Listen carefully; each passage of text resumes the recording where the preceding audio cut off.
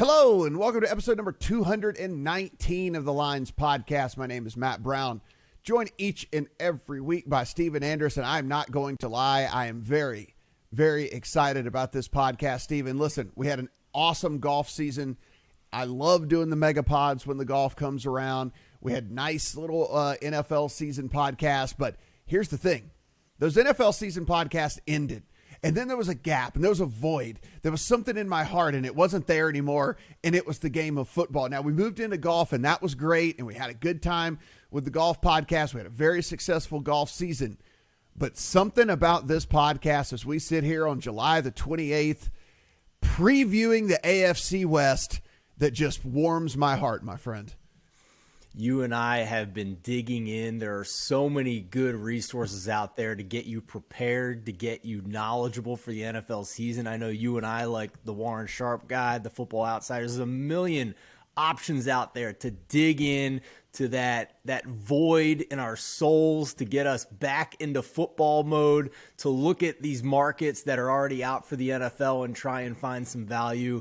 And we begin with what I think is the most exciting division in football in this podcast. That's why I wanted to kick things off here with the AFC West, because I think that there are guys that are already going to start digging around to make some bets here early. That are going to be digging around to make some bets before we even get into preseason.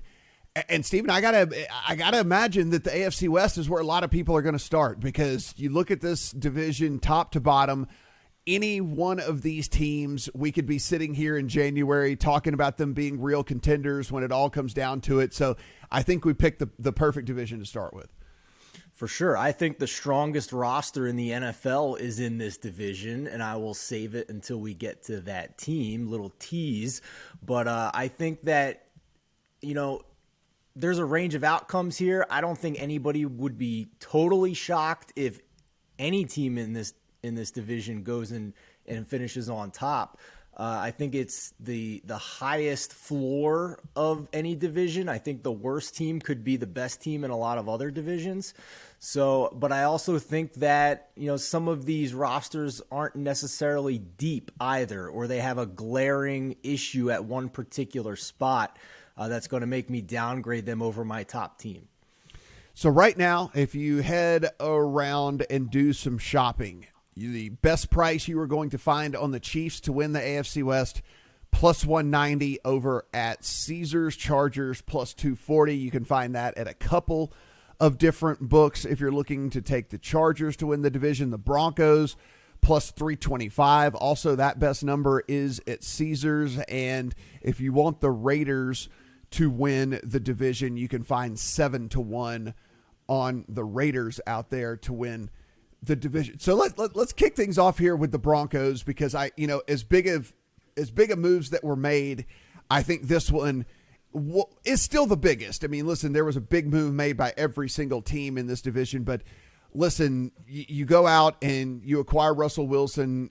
That is the biggest move in this division, in my opinion. Okay, so Stephen, Nathaniel Hackett takes over for Vic Fangio here for this Broncos team. Hackett coming over from the Packers.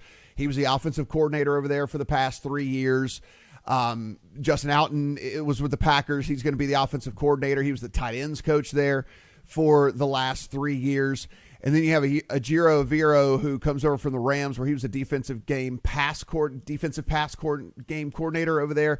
He's going to be the defensive coordinator for this Broncos team. If we're talking about what came in, of course, I just mentioned Russell Wilson, Randy Gregory also in, Billy Turner, an offensive tackle, also in, Alex Singleton at linebacker, DJ Jones on the defensive line, Kwan Williams at corner. You also brought in Tom Compton on the offensive line as well. If you look at the guys that left, Shelby Harris, Noah Fant, Stephen Weatherly, some of the big names of the guys that left for this squad. They didn't have a first-round pick this year, so they came in with a linebacker, Nick Benito, in the second round. They took a tight end and Greg Dulcich in the third round, and they took a corner in Damari Mathis in the fourth round. So if you kind of look at this roster here, bring in finally a real good quarterback for the first time in several years here. This team has been stumbling over trying to find somebody at the quarterback position.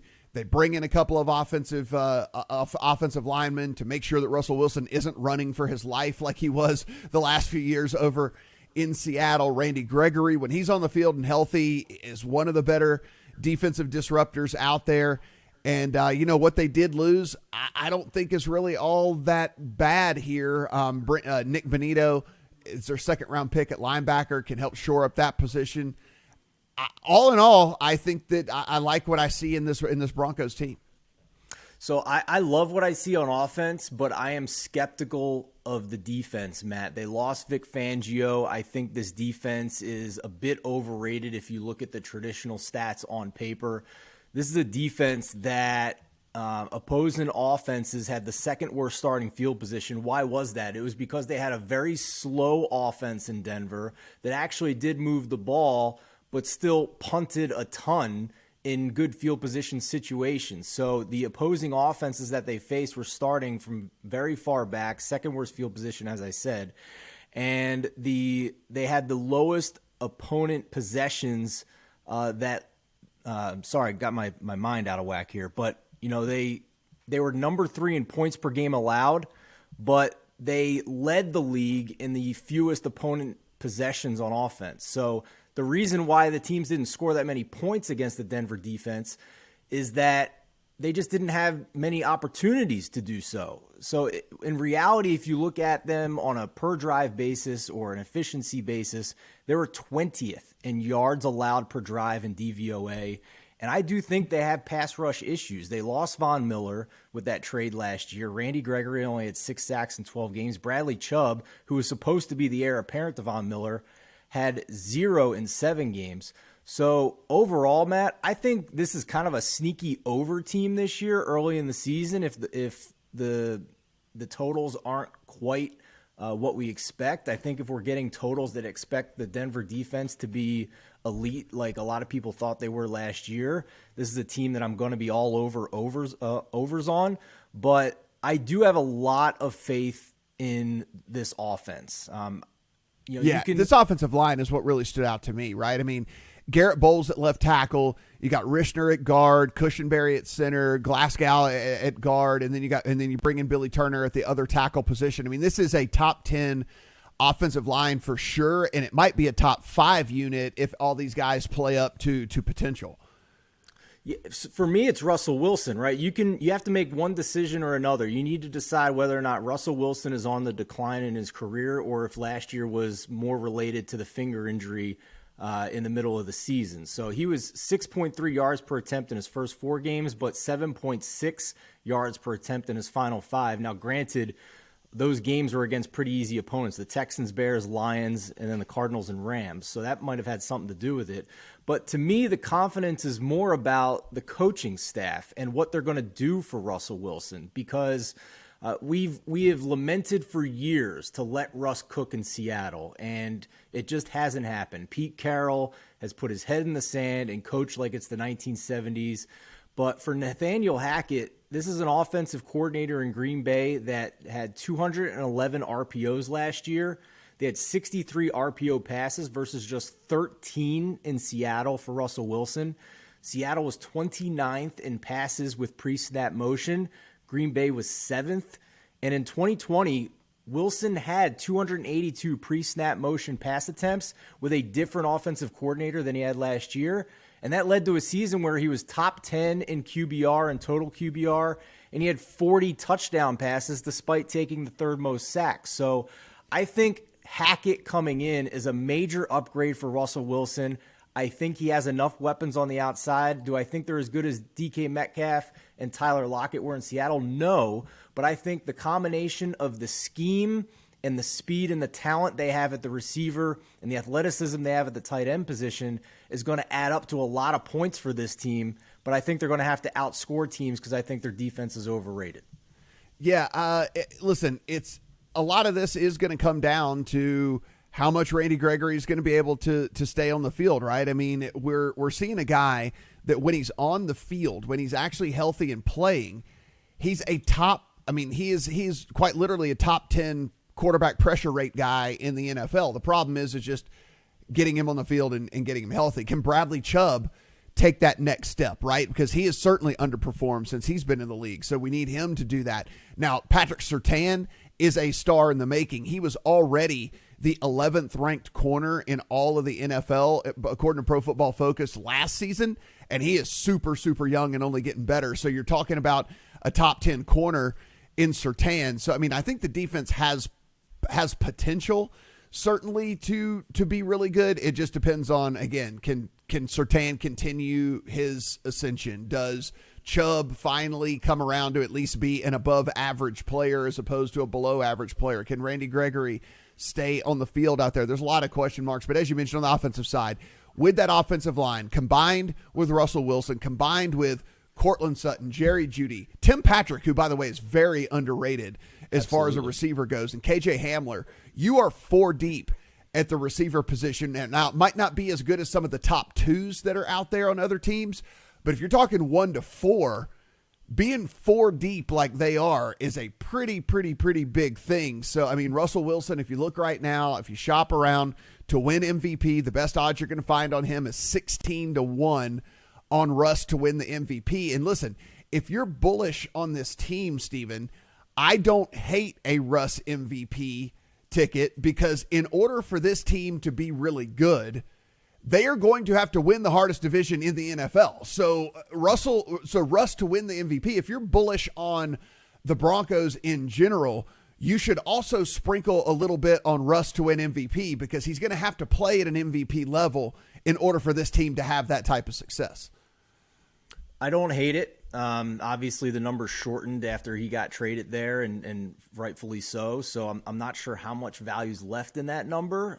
There's another guy in this division I might be a little bit more interested in. We'll see. But we're talking about a quarterback who now has I know it was Aaron Rodgers, but he was not MVP Aaron Rodgers for back-to-back seasons until LaFleur and Hackett got there, and now Hackett is in Denver. So the one bet that I'm on the fence about, I want to get your opinion on it. It has to do with the running back situation. And I think Javonte Williams is one of the top 5 most talented running backs in the league already, even though he has not been fully unleashed. But I think his scrimmage yards prop is inflated. It's out there at 1,250 and a half total scrimmage yards. This is a guy who played all 17 games last year as a rookie and went under this number. Melvin Gordon is back. He's got a head coach that was more than happy to play 2 running backs almost equally in Aaron Jones and A.J. Dillon in Green Bay a year ago. And Russell Wilson is below average in targeting running backs each of the past 2 years. In fact, he was 31st last year. So I'm a little bit scared of it because I love the talent. I think he's going to be an incredible running back in this league. But under 1,250 and a half looks fairly attractive to me at the moment. Yeah, and I mean, look, we got to bake in that we think that this team is probably going to throw a decent amount, right? I mean, look at the division that they're in. They're going up against these teams with the high-flying offenses and stuff, and while we think that this team is going to be pretty good, we have to assume they're going to be trailing in some games as well, right? I mean, like this division's just too incredibly strong for them not to be, and so, yeah, I think that is a pretty strong play, no doubt about it. If we look at the strength of schedule, speaking of that, according to Warren Sharp, they are dead center, right? 16th, dead center right in the middle as far as strength of schedule goes. He has them projected at 10.5 wins. If we go over to Football Outsiders, what they're looking at here, their mean projection is 9 wins. They have them as a playoff contender, which they consider to be anywhere between 9 and 11 wins at 40% of the time.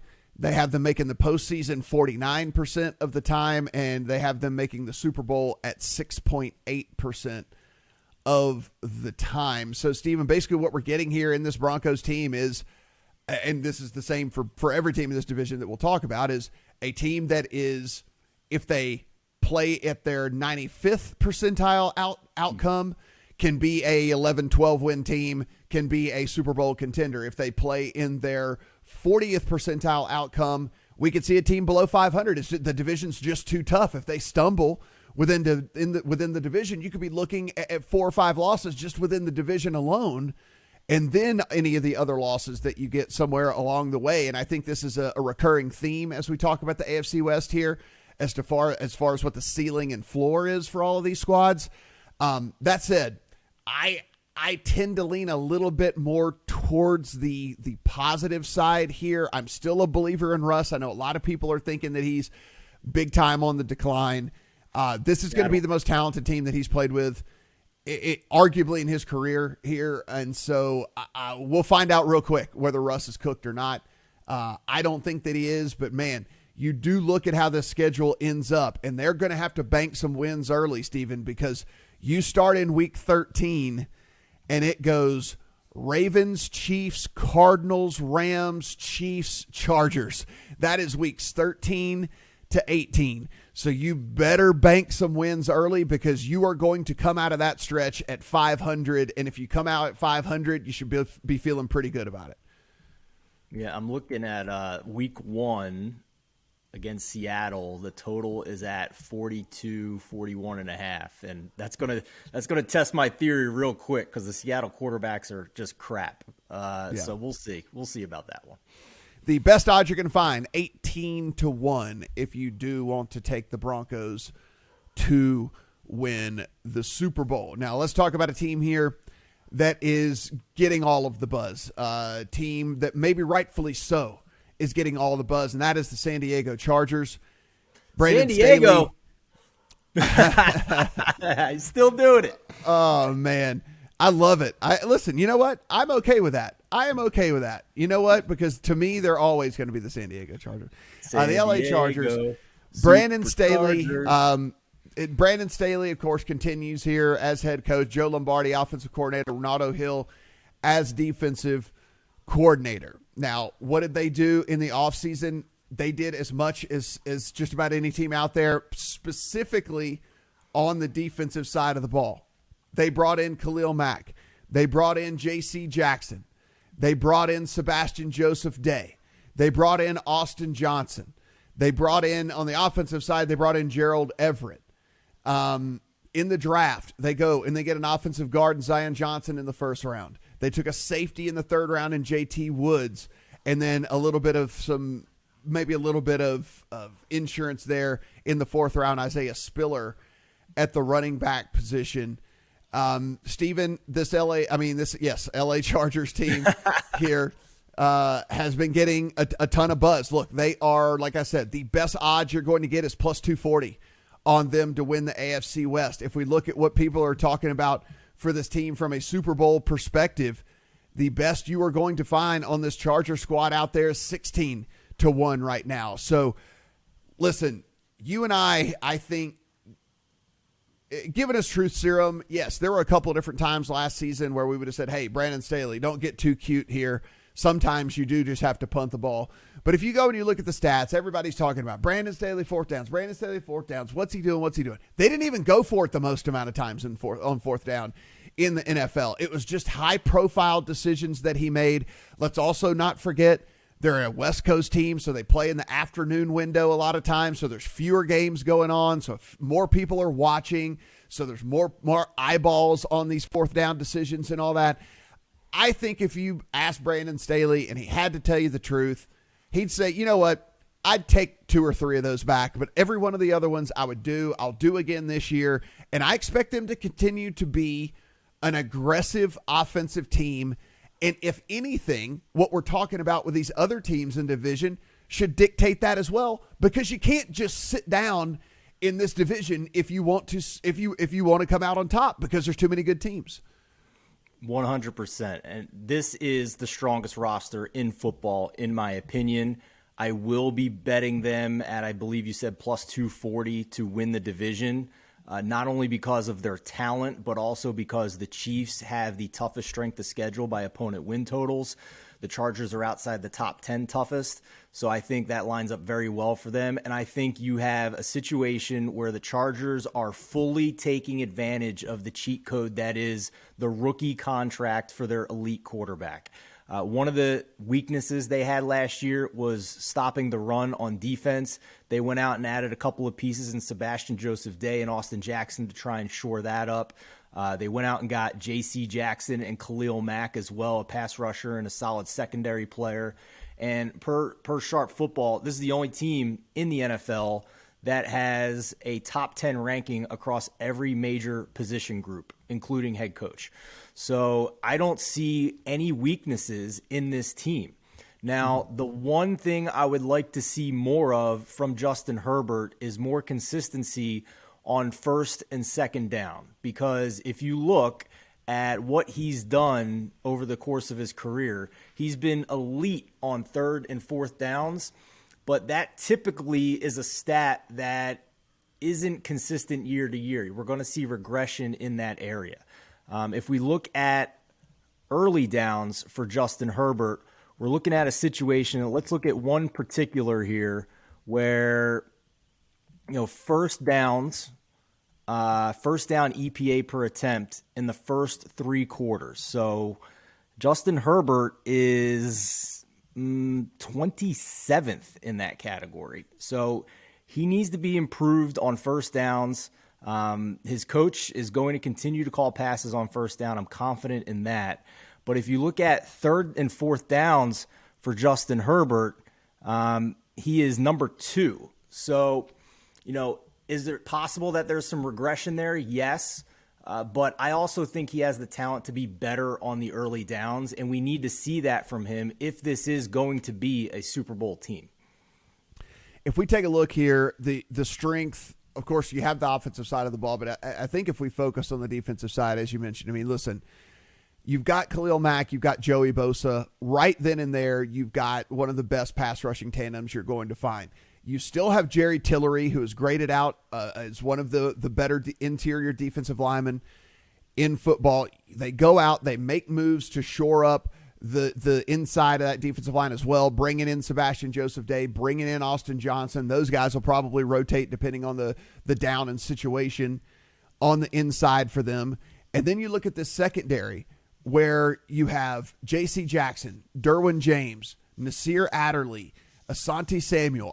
This is a very, very, very good secondary to go along with a pass rushing group that should be able to put a ton of pressure on the quarterback as well. So I am most excited. While I love Justin Herbert, and I certainly love what they have on the offensive side of the ball, how could you not like Mike Williams? How could you not like what they have in Keenan Allen, and of course Eckler catching the ball out of the backfield as well? Of course you love all of that, but man, the defense is what really has me excited in a division in which, if you can have the best defense, because we could sit here and argue all day long about which team has the best offense. I think you could make a case for just about everybody, but if you have the best defense in this division, that might be what eventually ends up putting you over the top, and what is the key to actually winning this thing. Here's the other thing, too. Their defense is due for some positive regression as well. This is a team that allowed third down conversions at 49.5%. That was the worst in the league, and 8.6% over expectation. So, like we talked about with the Denver defense with negative regression, I think the Chargers are due for some positive regression on defense.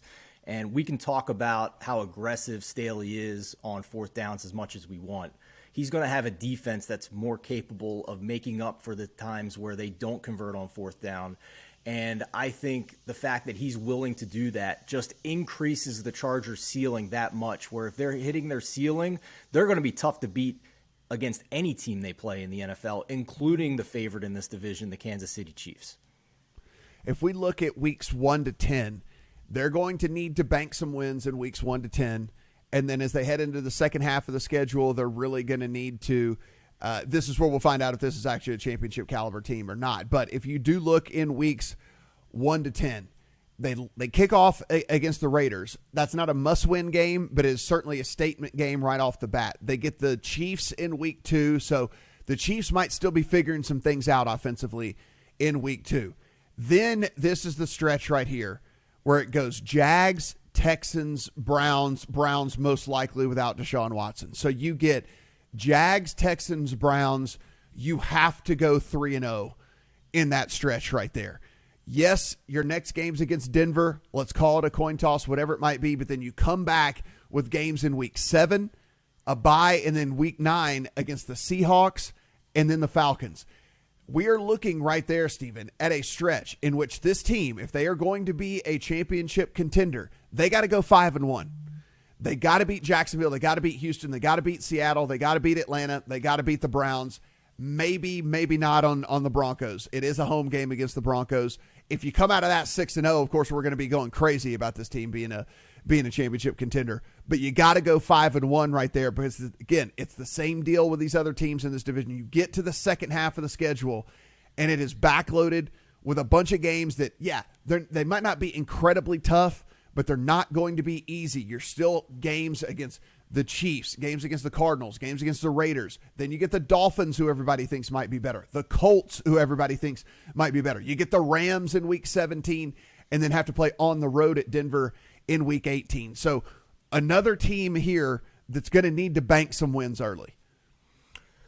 For sure. And I think if that happens, you're going to see that 16-1 Super Bowl number get right up there with the Buffalo Bills number that's sitting at, plus 650 is the best number before the season.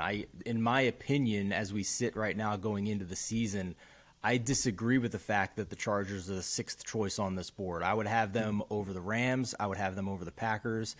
I would have them basically in this same tier with the Bills, Buccaneers, and Chiefs. So I think it's not a long shot. It's not a long number, but I think 16-1 is a fair price on the Chargers. So the one bet that I'm looking at potentially making before the season starts is Justin Herbert to lead the league in passing yards. If he does improve on early downs like I expect, and with the aggression that we see in this offense and the weapons he has in the offensive line, I can see him being near the top of the league in passing yards. So plus 800 on that price is one that I'm looking at here. To win the MVP, if you did want to go Justin Herbert's way, he is 10-1 is the best number you're going to find on Justin Herbert. Again, a guy that has just come into the league. He and Joe Burrow have kind of redefined what young quarterbacks can do in this league, and Herbert at 10-1, I think is fair. I mean, if we're talking about an offense that if they hit their ceiling, which a lot of people think that they will, a lot of people are super high on this team. If they hit their ceiling, we could be talking about Justin Herbert for sure as the favorite to win MVP whenever we are heading towards the end of the season. And he trailed only Tom Brady in passing yards last year with more than 5,000, and Tom Brady is 45 years old. So we'll see if he can do it again. Let's head to the Las Vegas Raiders, another team that made an incredible amount of moves in the offseason. Let's start at the head coaching position. In comes Josh McDaniels, finally deciding that this was the right gig for him, finally deciding to get out of the Northeast. He heads to the desert. Josh McDaniels takes over as head coach. Mick Lombardi is going to be your offensive coordinator. Patrick Graham is going to be your defensive coordinator. So outside of just overhauling the entire coaching staff, the big news, they traded for Devontae Adams, extended Hunter Renfrow. Of course, you still have Darren Waller as well. So you're talking about a pass-catching trio here that, again, is right up there at the very top with everybody else in the league. They signed Chandler Jones on the defensive side of the ball. They signed Bilal Nichols on the defensive side of the ball. They went in and made a concerted effort on the defensive side to make this team better, just like the Chargers did. They made some big moves on that side as well. They also had Anthony Averett is coming in as well. Not as big of a signing, but again, just something to shore up, get some depth there in the secondary for this team to go along with, I think, one of the more underrated players, Stephen, in the league, in Max Crosby. We talk about the best pass rushers out there. I think most people, even football people, would probably name 5, 6, 7, 8 guys before they got to Max Crosby. And I think we're really, really underselling Max Crosby and what he's able to do. And now you pair him up with Chandler Jones, and we're talking about two edge guys here that, again, we could argue, but there's a case to be made that they're the best edge combo in the league. For sure. I mean, What's the cheat code on defense anymore, right? The last remaining advantage that a defense can have against an offense in the NFL, with so many of the rules skewing towards the offense, is to get pressure on the quarterback without blitzing. And the Raiders did that last year. They had 35 sacks last year, despite blitzing at the lowest rate of any team in the league. And to your point, adding Chandler Jones should only improve that. So I think that the defense, in particular the front seven, is the strongest unit on this team. That's even with adding, I guess you could make an argument for Devontae Adams and Darren Waller and Hunter Renfrow, the pass catchers maybe being stronger, but I think that's so reliant on the quarterback and the offensive line. So I think this front seven is the unit that has to play at an elite level to keep this team in games, to be able to compete in the toughest division in football and maybe scratch out a wild card spot. The thing that I like about McDaniels coming in is I think he's going to get the most out of his personnel here. And I'm just, this is complete speculation. This is just me drawing back onto what you and I have seen over the last several years. But McDaniels has always been able to take what we have said is an okay roster, an average roster, certainly not one of the on paper top 10 rosters in the NFL as far as players go and talent level and skill level and whatnot. And he's always been able to get the most out of these guys. So I feel really good about him being able to get the most out of these guys. And the biggest problem here, if we want to talk about a wart, because it's certainly not going to be at the skill positions here, is going to be is Derek Carr going to have the opportunity to really showcase what he can do with all these guys because of this offensive line? I mean, if we look, Colton Miller, Denzel Good, Andre James, they're probably going to have to start a rookie in Dylan Parham, Alex Leatherwood in year 2. This is an offensive line, Stephen, that if they hit their floor as opposed to their ceiling, we could be talking about, what could have been with this team, because Carr is going to be either running for his life or taking a ton of sacks, because the floor for this offensive line is like bottom 5 unit. I didn't think of it till now, but this conversation's reminded me a lot of our conversations about the Bengals going into last season, where we thought the defense made some additions. They had some weapons. They had a quarterback that, we thought we could trust, but offensive line issues. And the Bengals, listen, Joe Burrow is not Derek Carr. Joe Burrow is a lot better than Derek Carr. But they were able to overcome those issues with the offensive line with scheme and some really good additions on defense to make them better on defense as well. So is there a ceiling where the Raiders can get into the playoffs and make a run? Yes. But the Bengals also did that with losing yards per play in every playoff game. So, is it possible? Yes. Is it more the smaller end of the spectrum in the range of outcomes? I think it is, because overall, Matt, I think this was probably the luckiest team in the league last year to go 10-7. 4-0 in overtime games was the most in NFL history. 5-1 in games decided by a field goal or less. 7-2 in one-score games. 7th in fumble luck. They won 8 games when they trailed in the game, which was second most in the NFL. They trailed in 15 games last year. The only teams that trailed in more games were the Jets, Giants, and Lions. Not exactly elite company. So I think they have talent. I think that offensive line is an enormous red flag for me if this is going to be a double-digit win team again. The other thing here is the strength of schedule.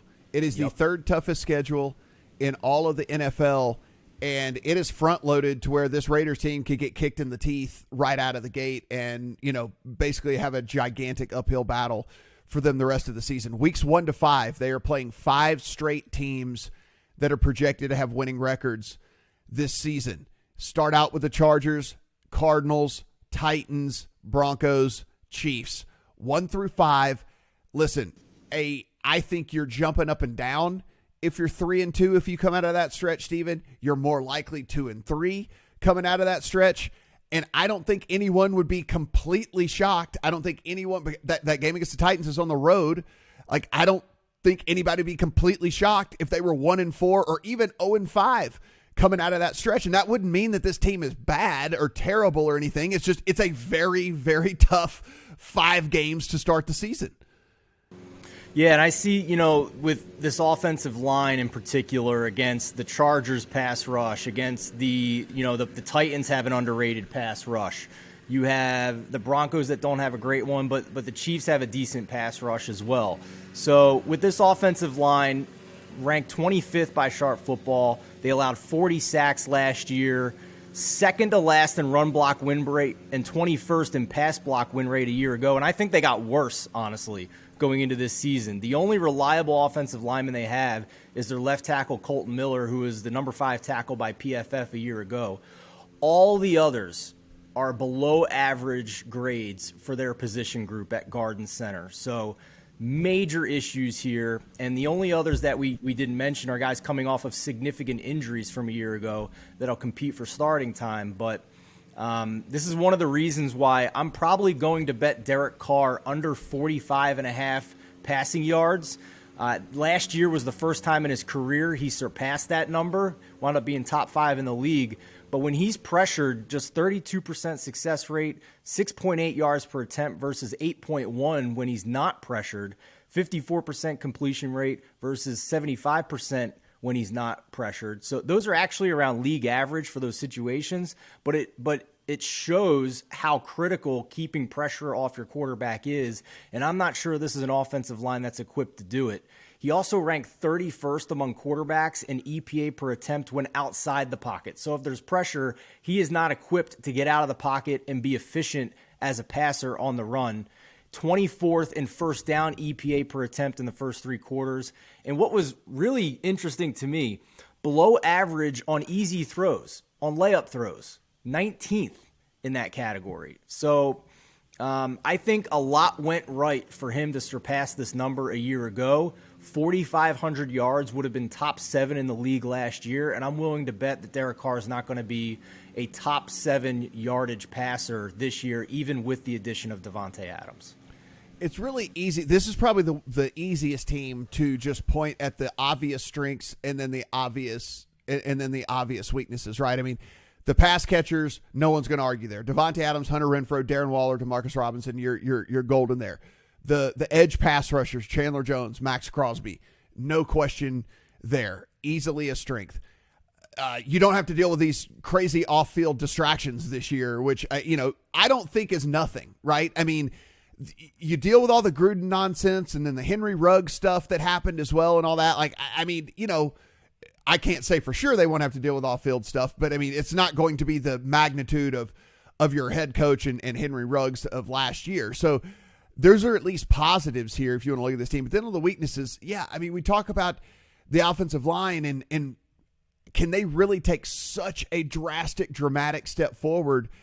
I just don't know. If you look at Alex Leatherwood and Brandon Parker, who started last year as well, those two guys combined to allow the most pressure from the right side of any duo in the NFL. And that includes the Bengals, who had a horrible offensive line, and we saw Joe Burrow running for his life and all that. They allowed more pressure than any duo in the entire NFL. And is Alex Leatherwood really going to take that big of a step?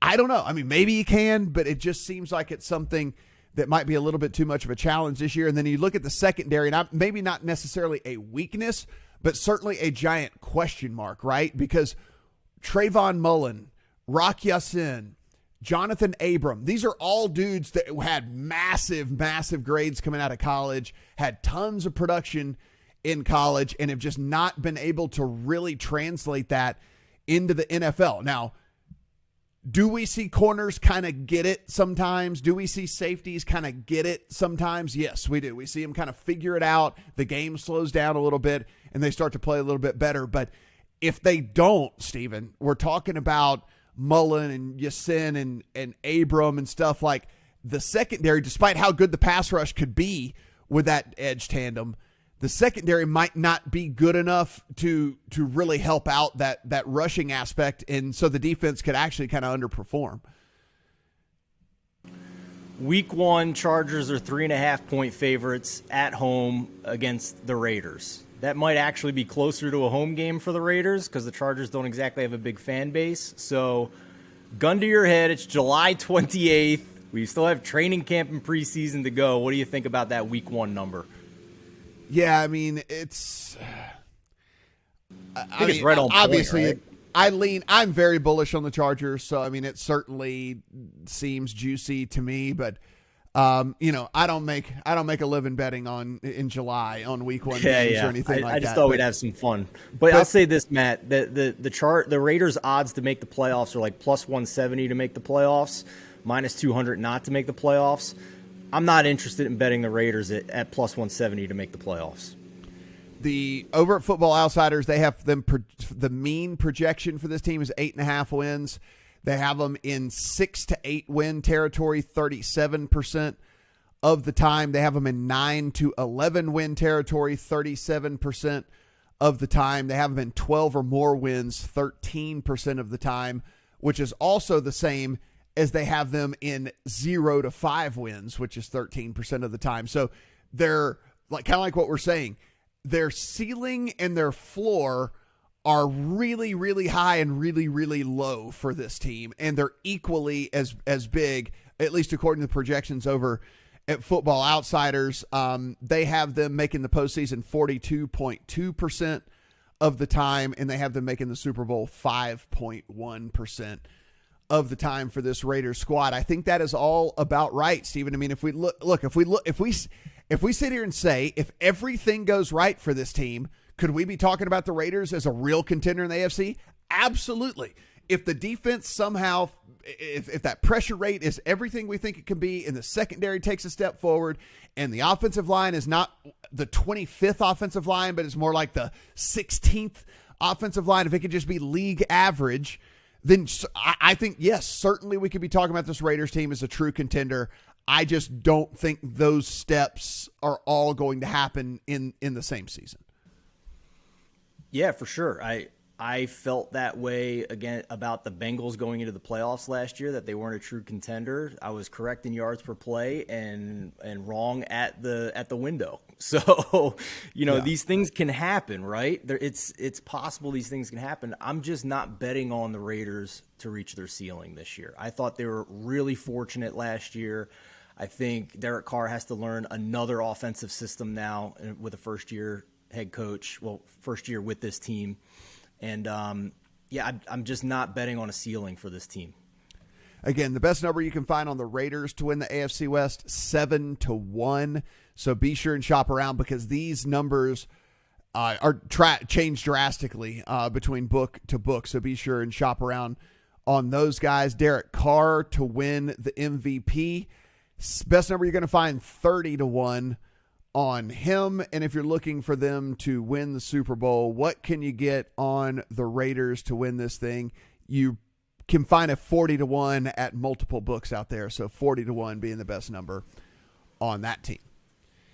And finally, let's go back to the Kansas City Chiefs. Chiefs, if you're looking to bet them to win the Super Bowl, 11-1, best number you're going to find to win the division. Plus 190 is the best number that you're going to find. And, of course, as you would imagine, every single year for as long as he's in existence, Patrick Mahomes is going to be one of the short shots to win the MVP. Best number you can find on him is 9-1. Stephen, the big news here, as we always know, look, at the top, everything stayed the same. Andy Reid coming into his 10th season, Eric Bieniemy, offensive coordinator. They did bring back they brought Matt Nagy in as quarterbacks coach, which I thought was a little bit interesting. Steve Spagnuolo is the defensive coordinator here. The big news was who went out, not necessarily who came in. And who went out was Tyreek Hill, Tyrann Mathieu, Melvin Ingram, Travarius Ward. You're talking about 4 starters out the door here for this team, Stephen, that when you look at what came in, Juju Smith-Schuster, Marquez Valdez-Scantling, Justin Reed, the out the door is much more than the in the door for this Chiefs team. I agree. I think we mentioned the Chargers are taking advantage of a rookie quarterback contract and the ability to bolster a roster around that cheap quarterback price. I think we're seeing the start of the tail end of the spectrum with the Chiefs and the challenges of dealing with a quarterback making mega money in Patrick Mahomes. His cap hits are going up into the $30 and $40 million ranges over the next couple of years. They weren't able to keep Tyreek Hill or sign him to an extension because of that. And I am not a believer that replacing him with Marquez Valdez-Scantling and Juju Smith-Schuster, I do like Sky Moore long term, but I don't think any of that replaces the production that Tyreek Hill provided. So I think that we are looking at a situation with the Chiefs that it was an offense. If you look on paper, Matt, they were elite again. They were number one across the board in pretty much every advanced stat, but they had the fewest drives in the NFL. They had the fewest opportunities. So what was the reason for that? And I think it's because it was the defense. This defense was ninth in total efficiency and 12th against the pass in 2020. They dropped all the way down to 24th in total defensive efficiency and 22nd against the pass. Now, how are they still able to get as far as they did to another AFC Championship game? It was because the defense was top 10 in third down and red zone. So those are two stats that are not sticky year over year. Those are stats that tend to have regression. So if you're asking me, is this defense more likely to be a bottom half defense that has its red zone and third down regress to bottom half? Or is this more likely to be a red zone and third down top 10 defense that's more likely for its overall offense to regress to top 10 as well? I'm saying the former, not the latter. I don't have faith in this defense. I think it's more likely that you are bottom half in the league in overall defense and your red zone and third down regresses downward to that point. So I think that this is a team that's kind of similar to Denver in that their offense is really going to have to carry them again. It's a good thing that they're a very advanced offense and they're an elite offense. But I certainly think that it is nowhere close that overall, looking at these rosters, the Chargers have the better roster. If you look, and yes, it is a big deal that Tyreek Hill is gone. What people aren't talking about is what they lost on the defensive side of the ball. And you lose Charvarius Ward, arguably, actually not arguably, your best corner. You lose Tyrann Mathieu, your best playmaker, your best turnover guy. Melvin Ingram, you lose as well. Now, they drafted well. First round, Trent McDuffie at corner. He's going to have to start as a rookie. George Karlaftis at defensive end. He's going to have to start. Sky Moore at wide receiver in the second round. He's going to have to start. Brian Cook at safety. He also is going to have to start. So you're looking at, 4 rookies that are going to have to play significant roles for this team. And look, have we seen rookies come in and just be studs from the get-go? We certainly have, and more times here in recent years than we have in years past. But that's going to be asking a lot from this squad to get all of the production that you were getting from Tyreek Hill and Charvarius Ward and Tyrann Mathieu and Melvin Ingram with a bunch of rookies, And so for me, that is one of the things that was a little bit scary for me with this team. If you look down, I like what they did in the draft. They got a linebacker in the third round, Leo Chenal. They got another corner in Joshua Williams in the fourth round. They got Darian Kennard, an offensive guard, in the fifth round, who might actually end up having to start if Lucas Niang can't pass block better. Like, he allowed 5 or more pressures in 3 of the 7 full game. He's always injured for one thing as well. But when he was in there, he allowed a ton of pressure on Patrick Mahomes. And so they might have to start a 5th-round rookie on the offensive line at some point down the line as well. So I just look at this as, hey, are they good? Yes, they're good. You have Patrick Mahomes at quarterback. You still have Travis Kelce. You still have Andy Reid calling plays. You still have some – but I think that some of these rookies are actually going to come in and be pretty good.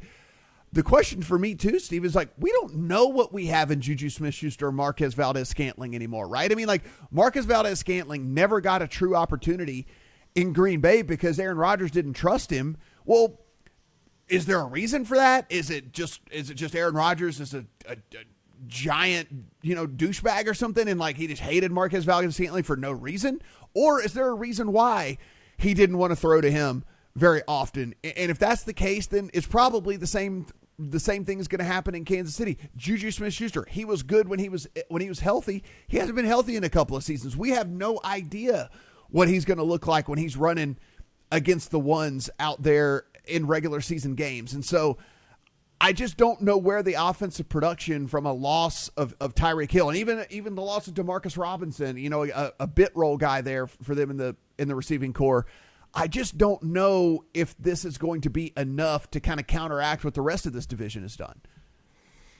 So I think that this offense last year had to be extremely patient. And I think it's because defenses started playing more too deep safety. They weren't blitzing as much, so they had more men in coverage, which really dropped their explosive play rate. If you look at the Chiefs' explosive play rate by year over the past few years, we're looking at a team that was first, fourth, and second from 2018 to 2020 and dropped all the way down to 19th last year. Only 12% of Patrick Mahomes' attempts in the first three quarters produced explosive gains. That ranked 21st in the NFL. So are they going to be more explosive losing Tyreek Hill? I don't think so. I mean, they're going to have to be patient and methodical in their drives, it seems, if defenses are going to continue to run too high safeties against this offense. So, and with the defense that they have, I mean, this almost feels like the Denver team a year ago, right? Where the Denver offense moved the ball well. They didn't score as many points as the Chiefs, but they moved the ball. They were methodical. They ate up a lot of clock on offense, but that led to less offensive opportunities and put their defense in a spot where they didn't have to be on the field for very long.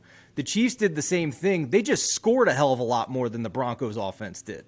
So I think that if they don't find explosive plays with this new cast of pass catchers and Travis Kelce entering his age 33 season, they're kind of having to thread the needle more. I think that they're kind of limiting the range of outcomes from what we saw with Chiefs teams a few years ago. And really this defensive line is something to look at here because it's a defensive line where you look, Chris Jones is awesome, right? Like that, there's no doubt about that I'm not going to argue. But the edge defenders for this team have been atrocious. Like since 2020, they're the 28th ranked edge team in the NFL. If you take a look, the defensive front was 20th in pressure rate in 2021. They were 28th in EPA per run play. If you remember, the big thing about this team was everybody was just running at will against this team at the beginning of the season last year. And you look and you say, okay, Chris Jones is still there. That's awesome to have him there and have him on the inside. Frank Clark is a perennial disappointment. And then you look at Karlaftis as a rookie who's going to have to step in as a rookie and make a big impact. Now, can he do that? Of course. Again, Micah Parsons last year was one of those impactful defensive players in all the NFL as a rookie. So it's not to say that Karlaftis can't be that guy. I'm just saying it is a lot on a rookie to have to be that guy because it's not it would be nice if Karlaftis is a big contributor. It would be nice if he can get some pressure on the quarterback. No. He's going to have to. It is a must for him as a rookie because, again, we've seen it. We already know Frank Clark can't do it. He can't do it on a consistent basis. And so Chris Jones can only do so much from the interior that, remember, they tried to pop him outside last year, and that's when everyone just ran at will against this team. They had to move him back inside, and then teams finally couldn't run anymore. So it is a lot of pressure on a rookie in Karlaftis to come in and have to be that guy. And then you look on the defensive side of the ball. Reed is new at safety. McDuffie's going to have to start at rookie at corner, a new linebacker in Carter. So there's a lot of fresh faces as well on this team. And so I'm almost more concerned. I know it's crazy to say when you lose a guy like Tyreek Hill and all that, but like I'm almost more concerned about this team on the defensive side of the ball than I am on the offensive side of the ball. I agree with that. I mean, they have Patrick Mahomes, right? Like he's still going to be on paper one of the most efficient quarterbacks, if not the most efficient quarterback in the league. We saw that last year. Like they were still at the top of the league in success rate and EPA. It was just they weren't explosive. So you're threading the needle a little bit when you're playing fewer offensive possessions than you were in previous years. And my biggest concern on defense is the secondary and the pass coverage for them. They have a lot of good receivers in their division they are going to have to cover. So I have no doubts about the offense being at or near the top of the league again. I just think that they have to be really efficient, Matt. They have to take advantage of fewer offensive drives than other teams are getting in the NFL that are more explosive. But let's talk about the real thing here, and it's not the defense, and it's not the offense. It is how incredibly difficult this schedule is, and it is the most difficult schedule in all of the NFL. And this is their week 1 to 9 games here, guys, and I am not even joking. Weeks 1 to 9, now they do get a bye week in week 8, so they can regroup a little bit. But their games 1 to 9 go Cardinals, Chargers, Colts, Bucks, Raiders, Bills, Niners, Titans. That is their first 8 games of the season. And every one of those teams projected to have at least a 500 record or better. Multiple of those teams projected to go to the playoffs. Chargers, Colts, Bucks, Bills, Titans. Then you get a little bit of a respite in week 10 with Jacksonville, only to hit a stretch of Chargers, Rams, Bengals, Broncos. I mean, Stephen, we could be talking about by week 14 that the final 4 weeks of the season for the Kansas City Chiefs don't even matter because they can't make the playoffs if things go south, right? If they play to a mediocre, I don't even think they have to play to their floor. I think they could just play under par here. And if that's the case, we could be talking about their season being done by week 14. I'm glad you talked about the stretch of games after the bye week, because all anybody's talking about is the beginning of the schedule and haven't mentioned that 3-game stretch in the middle of the season as well. And man, it is tough. This is part of the reason why I'm betting on the Chargers to win this division at almost plus 250 odds. So the other thing I wanted to look at here is the odds on the Chiefs to make the playoffs, which sounds crazy on its face, but we talked about the schedule, we talked about the defensive issues, and we talked about the struggles with incorporating explosive plays again. Plus 180 to miss the playoffs. How does that strike you? No, I actually think that they could be third in this division, and it would not shock me at all if they were fourth. And I know that sounds crazy, and we're talking about the Chiefs, and I know it's Andy Reid in his 10th season, and Eric Bieniemy's still there, and Patrick Mahomes is still there, and Travis Kelce's still there. I get it. I just what Tyreek Hill brings on the offensive side of the ball, the production that he's been able to put together, the defense having to rely so heavily on so many new faces and rookies and things like that. I just do believe that there is a scenario in which we're looking at like an 8-9 team. And I know people are going to be like, are screaming right now, listening to this, or if they're watching this on YouTube, are probably hitting the down button or whatever. But I mean, it's just, I think that I don't think it is out of the range of possibilities here that we're looking at an under 500 team. Fourth in the division would shock me because I think the Raiders are just a mediocre roster. But the other thing that we should mention is just how fortunate they were with injuries last year. They had the least number of games lost to injury, the second healthiest on offense and the third healthiest on defense per Football Outsiders. That's hard to replicate year over year, man. Like, I know the Titans lost a ton of players last year and still were the 1 seed in a down AFC or a very competitive AFC, however you want to look at it.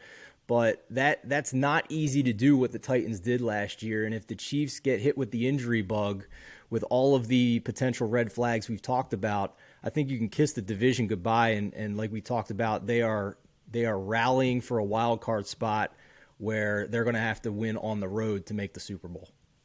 Yeah, I mean, we take a look here, and yes, it is still one of the short shots to win the to win the MVP, and rightfully so, because I don't think, even with us being kind of down on this team, Stephen, I don't think that it is out of the range of possibilities for Patrick Mahomes to still put up, video game numbers, because, we see a lot of times as well, yes, the offense could be humming and him put up video game numbers, but we've also seen where, hey, look, what if this defense does struggle a little bit? What if this team does struggle a little bit? They're playing from behind more. They're throwing more. They're whatever. Like, I'm not willing to bet anything against Patrick Mahomes from a numbers standpoint, because I think there's 2 different scenarios in which you could get kind of screwed on that, because they could perform above what we believe, as expectation this season, or even falling short of that, they could still put up big numbers because if you're trailing, you're passing a ton, and it's still Patrick Mahomes.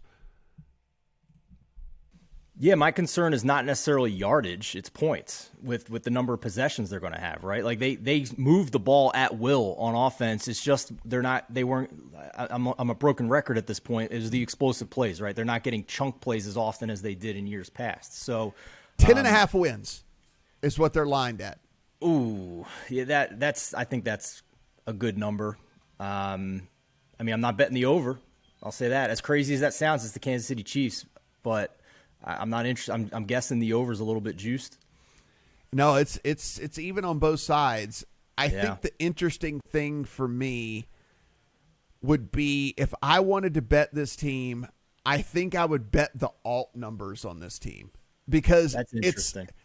It's like if you think, hey man, you're crazy. The Chiefs are going to be the Chiefs. Like over 11.5 is plus 160. Right? Like, so if you get the same performance out of this team last year as you got, this year as you got last year, you're getting plus 160 on the number. Or an under 9.5 pays at plus 225, Stephen. So they could still have a winning record. They could go 9-8 and you could cash a plus 225 ticket on this Chiefs team. Is it out of the realm of possibility for this team to still have a winning record and not live up to what we like? I think the under 9.5 at plus 225 is super, super interesting. Yeah, I don't hate it. A little half unit there, something like that. Don't hate it at all. This team it's crazy to think that the Andy Reid, Patrick Mahomes led team has such a wide range of outcomes, but we saw that on a week-to-week basis last year, and they hit enough of their ceilings down the stretch to still get into the playoffs and get to the AFC title game. But they are one of the more fascinating teams in the league coming into this season. That is for sure. And I think that's just always going to be the case when you've had an elite quarterback at a young age and we're able to build around a cheap price tag. And now you're at the other end of that and have to try and hit on some middle tier free agents and some draft picks to replace the production that you lost on the rest of the roster.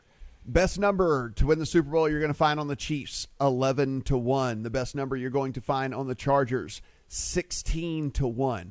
Best number you're going to find on the Broncos out there is 18-1. And then the best number you're going to find on the Raiders is 40-1. Of course, you can always easily compare all of these by just heading over to the lines and clicking on the odds tab for the NFL.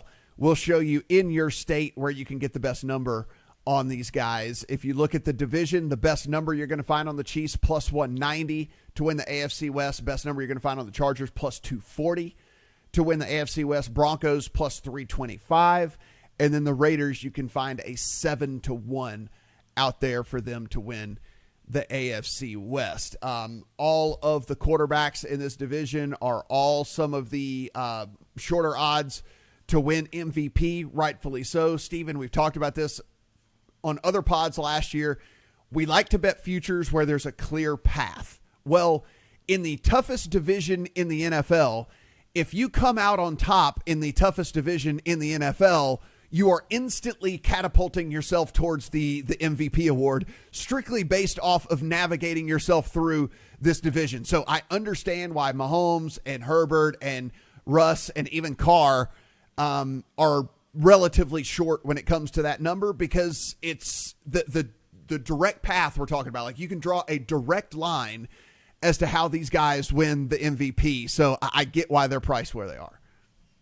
Yeah, for sure. I wouldn't pay you, or you couldn't pay me to bet Derek Carr to win MVP. I'm sorry. I'm not doing it. But yeah, I mean, the opportunity is there in the toughest division in football. Like we've seen this with team prices in the NFC West in recent years as well, where we thought even Seattle was somewhere in that mix that could contend when they had Russell Wilson. So whoever emerged out of that division wound up being near the top of the futures boards because they got through the gauntlet. But I'll also say, Matt, that just because they don't win the division doesn't mean that we shouldn't try and take a price and chase them as a wild card going into the Super Bowl as well. Because we saw that with San Francisco a year ago, and I think if Jimmy Garoppolo was healthy, then they probably beat the Rams in that NFC Championship game. The way that ended, it was a one-possession game anyway, and it was a coin flip. But the 49ers were a team that was highly thought of going into the season with a high win total. I could see a situation where one of these other secondary or tertiary teams in the AFC West, high win total, high thought of, struggles a little bit, still gets into the playoffs, and that ceiling is still there for them, and we're getting a much better price on them depending on the path they have in the playoffs. All right, Stephen, let's put a bow on this. When it's all said and done, I think we've already given it away. Who do we think is going to win the division, and what do we think is going to be the actual finishing order here in this division? I think the Chargers are going to win the division. I will still put the Chiefs second. The Broncos third, but still a playoff team, and the Raiders last. I have Chargers, Broncos, Chiefs, Raiders. That said, I keep saying this. It would not surprise me if the Chiefs brought up the rear in this division. I know that seems crazy, but I think that this division is that tough. I think this division is that stout, and I think that schedule of theirs is also that tough to where you are just going to take it. It would take a perfect scenario, I think, for them to go ahead and win this division. Full disclosure, I do have a Chargers ticket to win the AFC West. I also have Chargers AFC tickets as well as it is. Anyway, I do also have Broncos AFC West tickets because I beat the market on the Russell Wilson news. So that number's long gone. I don't think I would bet the 325 on the Broncos. I think the 240 at the Chargers is still worth betting. I'm very, very bullish on this team as you guys listen to this podcast and watch this YouTube channel moving forward. As Stephen and I continue to preview things throughout the course of the season, and as we get into the season, you're going to see I'm pretty bullish on this Chargers team. I love what they did on the defensive side of the ball to shore up that end, and I think the offense was already intact. So do have me a Chargers ticket already, and I am pretty confident in this Chargers squad really taking that next step here moving forward this season. Stephen, you said you're looking to probably add a Chargers ticket to your account. Yeah, for sure. I just haven't gotten over the bridge here from Kentucky to Indiana, but Chargers AFC West will absolutely be in my account at the best available price. Guys, as I said, everything we talked about here, the way we were so easily able to compare the odds and find the best number on all these things is because we make it very simple for you over at the Line. So just head over there, Lines, go to the odds tab, click on NFL, and everything you could possibly ever look for there. And if you want to ask yourself, where can I get the best number on these guys from, an MVP standpoint or an over-under on their season pass totals, whatever it might be, click the little prop finder button and just type in the quarterback's names or actually anybody's name, any of the receivers, anything. You'll be able to find all of the markets that are available for those guys as well over at the Lines. If you're following us, if you're watching this on YouTube, go ahead, hit the subscribe button. Really do appreciate it. And if you are listening to this just on the audio version, you can find us on YouTube at youtube.com/thelinesus. And we certainly would love to have you over there. And if you're listening to us on the audio version only and you don't want to see our faces, that's fine. Please subscribe, rate, review. We do appreciate that as well. If you want to follow Stephen on the Twitter machine, at Stephen Andress1, you want to follow me, at Matt Brown M2. We'll be back. We'll be previewing every single thing, guys, at the Lions. Cannot wait for NFL 2022. Talk to you guys soon.